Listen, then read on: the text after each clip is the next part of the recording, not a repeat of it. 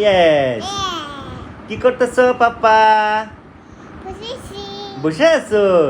বসে কি করো? রান্না করছো? ওরে বাবা, কে খাবে? আম্মু খাবে? তুমি খাবা?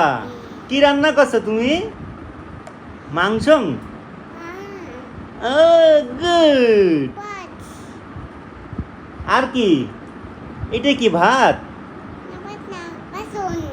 মাংস? মাংস কে কে খাবে?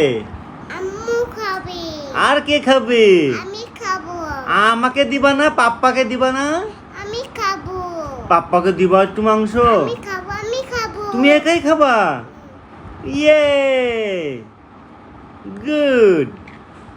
মুনতাহা, তোমার ছোট আপু কই? আহা, মজা।